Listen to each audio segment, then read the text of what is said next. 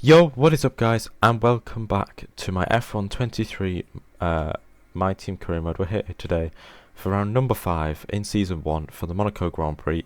If you'd missed out on the last video from Imola, round number 4, then go check it out. There'll be a link in the top right hand corner. And if you can't see it, then if you go onto my channel just below this video, there'll be, and if you go to the playlist section, there'll be an F1 23 My Team playlist. And also while you're down there, subscribe to the channel and also like this video as well. As you saw in the background, we did a simulator training for Dennis Hauger. And we do have enough money to get fabrication and durability, but I'm saving up to do fabrication on chassis to get that up to spec 1, because as we purchase a minor drag reduction upgrade, which will come in time for Canada, but as you see, we can't do anything on the chassis. We've completely maxed out as much as we can until we upgrade the chassis department. And yeah, we still got 1,100 R&D points, so we're going to spend 886 on that on a major ERS upgrade, which will take 3 rounds to come. So it won't come for Austria, which will be a sprint. So yeah, we've got 30 days to wait for that, and we don't quite have enough for the fuel efficiency, but I think we will be purchasing that next episode. So yeah, we're going to check the standings. Verstappen still leads by a good amount of points after he picked up the win in Imola, as spoilers are now ahead. And we actually finished the race, and so did our teammate. So the first race that we've both finished a race, which is good. So promising signs are being shown for the team. Yeah, and we're gonna revert back to the more Warner engine, apart from changing the turbocharger because that obviously died on us in Australia. So yeah, as we now advance to the Monaco Grand Prix weekend, and as you can see, there's no rain expected, luckily. But yeah, as we've got, so we didn't have any upgrades for this race, so yeah, it's not really going to, we didn't really move up a lot. But anyway, as we head into practice then for the Monaco Grand Prix, trying to get as much data as we possibly can. And race strategy did go pretty well, and so did the other practice programs. I think I got 5 out of 5 on everything. I don't think I did actually. I think I missed a few. But as you can see, I've changed to TV pod again. I've gone back, as I just feel like I will have more pace if I go in TV pod compared to TV pod offset and using the Halo HUD. So yeah, let me know what you guys think. If you just want me to have the leaderboard, and everything else is from in-game, then let me know. Or if you want me to go back to TV pod offset Halo HUD. As you see, tyre wear was pretty good. It was it was better than expected, which is pretty good. And like you see, we are getting some pretty good discounts, especially the one on the on the engine power, which is good. Fuel efficiency even on the ECU. So yeah, let's head into then the most important qualifying session of the season for the Monaco Grand Prix.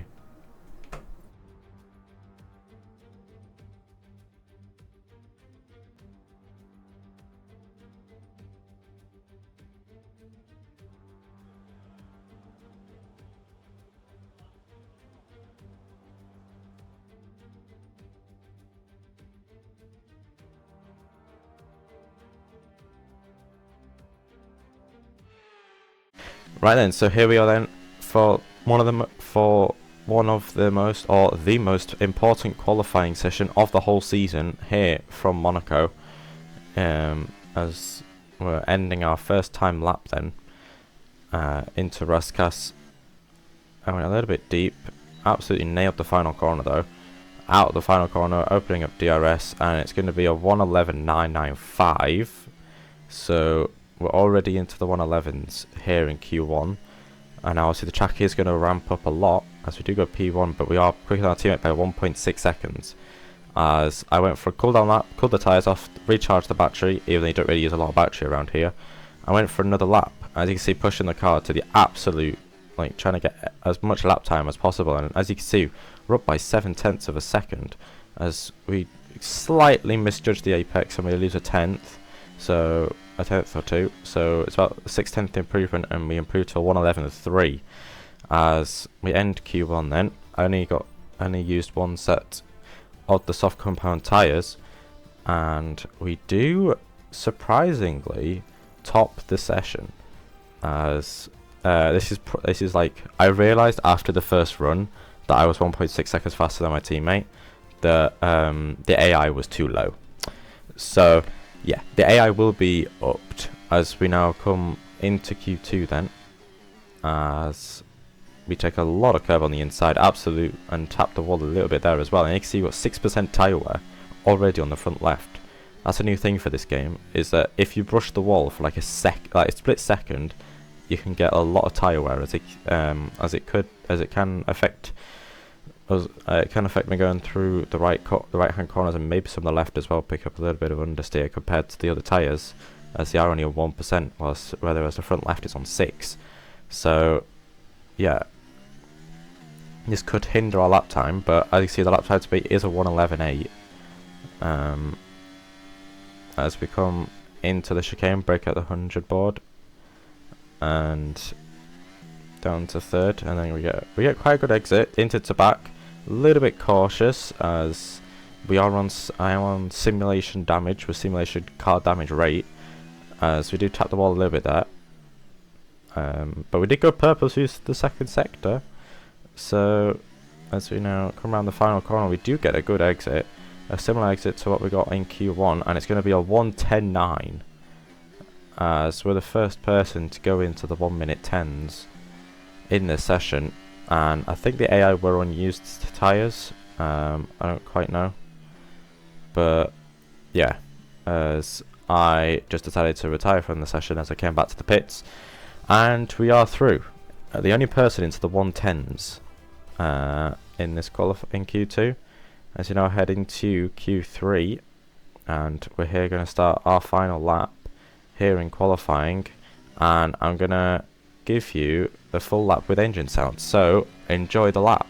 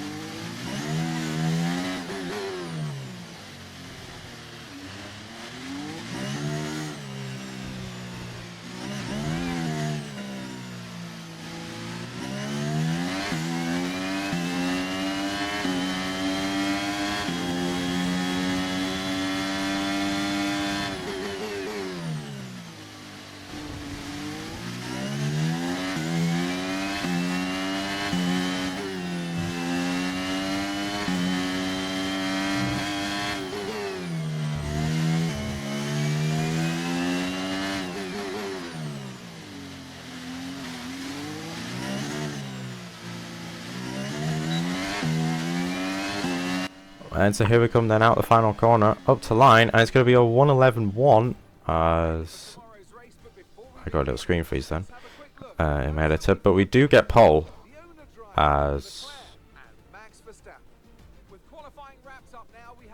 okay, I did go for a second lap, but I did mess up, so yeah, it was pole by a tenth, and yeah, we are on pole for the Monaco Grand Prix, which is pretty good, which hopefully it guarantees us to get the win, which is the easiest thing to say, to be fair, because if we make a mistake, it could be game over. So yeah, also, as we do gain a lot of points on Hulkenberg in the rivalry, and yeah, I'm going to up the difficulty, as you can see in a second. I'm going to up the difficulty to 106. So yeah, with all the changes made, let's head into the Monaco Grand Prix.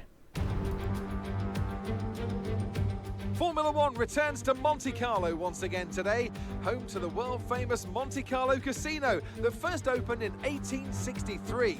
And of course, a certain road race first held in 1929. And there's no greater an occasion, no more valuable a win than the Monaco Grand Prix.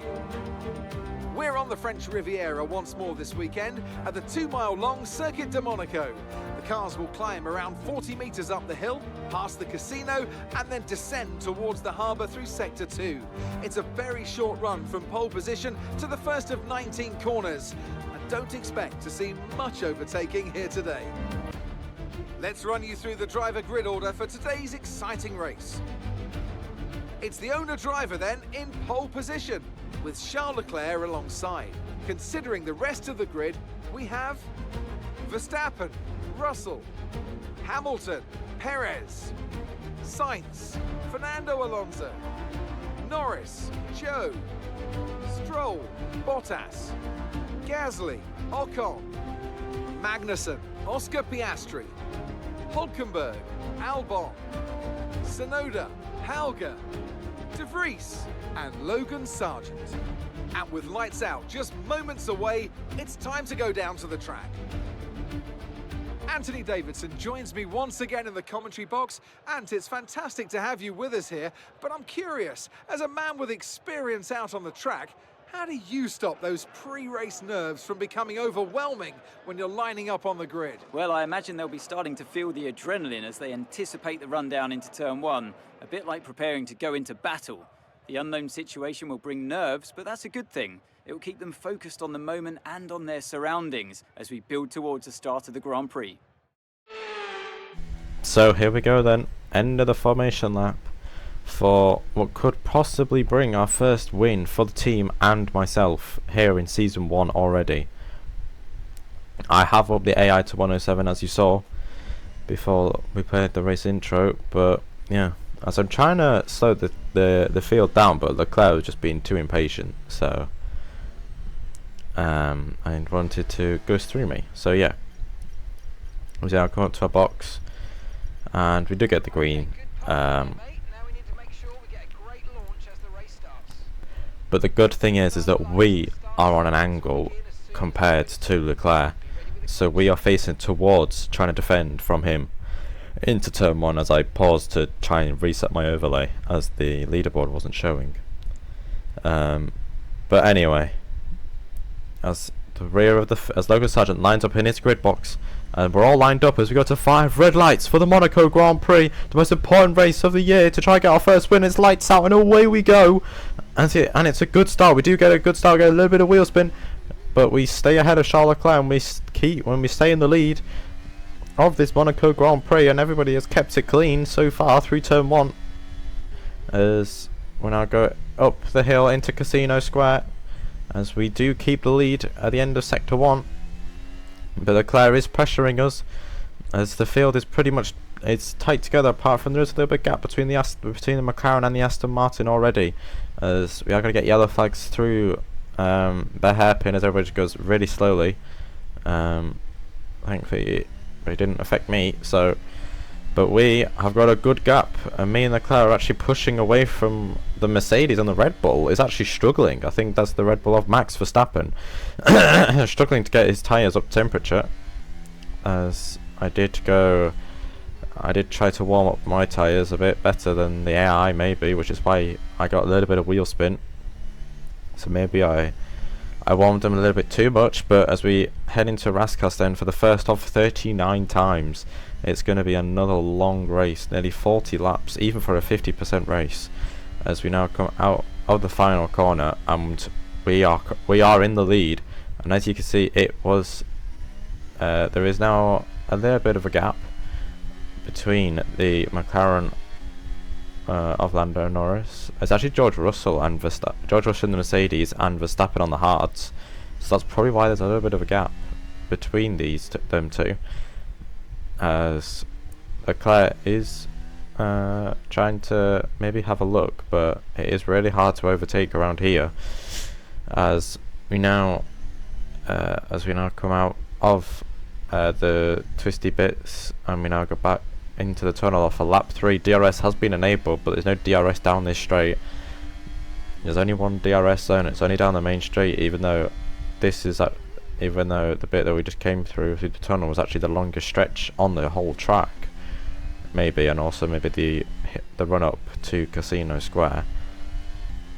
But as you can see, we had a red first sector and a purple second sector, so we are still fine in time, but we do get a little bit squirrely again, as I did the same thing on the previous lap, and it's going to invite Leclerc to stay within DRS range. Unfortunately, we got the gap to 9/10, but hopefully by the end of the next lap, as we do set a fastest lap of a 14.6, we should be able to get the gap to Leclerc, and that's exactly what we've done. By lap 18, the gap is 2 seconds, as Leclerc's medium tyres are starting to fall off a little bit. Our tyres are starting to go off as well, as they're probably reaching about the 30 to 40% range, whereas Leclerc's medium is probably like 40 to 50% range, and Leclerc is going to pit. Leclerc is in the pit lane,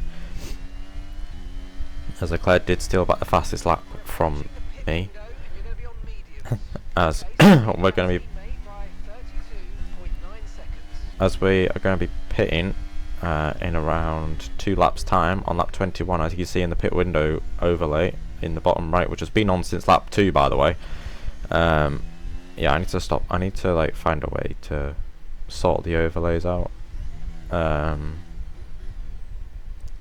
yeah, as we come on lap 20 then, and you can see our tyres are on 51%. Our right rear is on 51%, whilst our rear left is on 49%. And I just seem to be managing the fronts a lot better than the rears, as I have had a few moments of wheel spin throughout the course of the race, throughout this first 20 laps.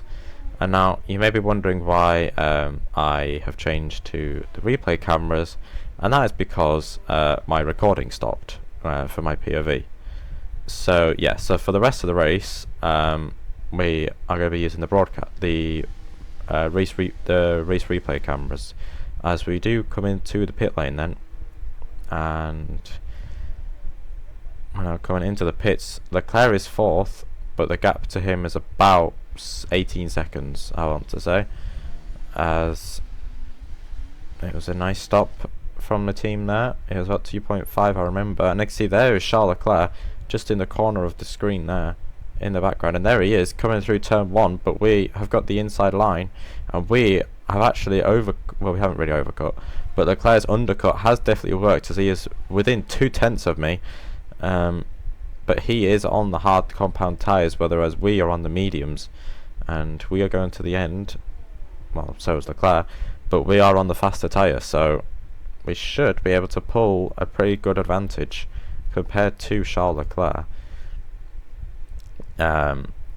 So yeah, as we now come through the tunnel for the 22nd time, and we've already dropped nearly a second to Leclerc just on our outlap. As now gone to lap 30, we've got the gap 7.3 seconds. We had a big moment with 10 laps to go out of Sandoval, as we now come up the hill into Casino Square again, and now yeah, we are pretty much comfortably leading this race, as the gap has dropped by a couple of tenths, just because we had a bit of a moment. But I have kept it very clean, and to be fair, I haven't actually had to use many flashbacks. I think I need to use like 2 or 3, but I don't know why I said that. But anyway, you don't see the flashbacks anyway, so because I edit them out, or try to, even though last race I kind of forgot and left the flashback in. But anyway, we head on to the final lap then, here from Monaco, and we've got the gap to 10.2 seconds. It's been a pretty dominant race. Honestly, I think I could have probably ran the AI on 110. No joke. This was 106, and yes, I'm on faster tyres than Leclerc, but I think even if I did the same strategy, I would still dominate. Like, I would finish ahead of Leclerc, maybe by about 5 or 6 seconds, maybe 4 or 5 seconds. But yeah, like, Monaco is like one of those tracks where you've just got so much grip, and oh, we get very close. And the AI just aren't as strong as what they have been on previous games. Like, yes, it's a street track and you can't really overtake, so that's probably why.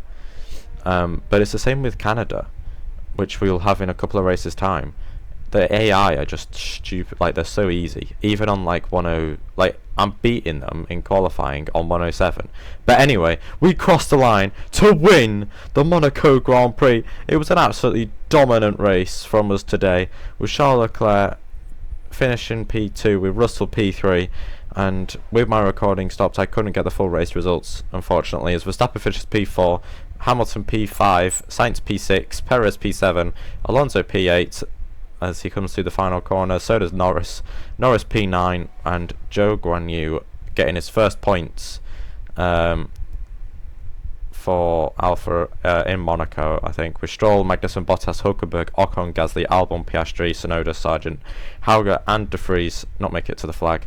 And for the second time in a row, we both 141 Motorsport, 141 Racing F1 team cars finish a race. And surprisingly, no one DNF'd. It was a pretty boring race, but it was a sweaty one as well, as if you lose the slightest bit of concentration, you could put it in a wall and that could be race over. So yeah, it was a very dominant race, and yeah, that just feels good.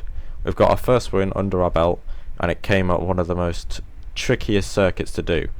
And the last time I drove Monaco was on F1 2021, as on F1 22 I just simulated it because I was bad and I decided to simulate it. So yeah, that is going to round out then the Monaco Grand Prix.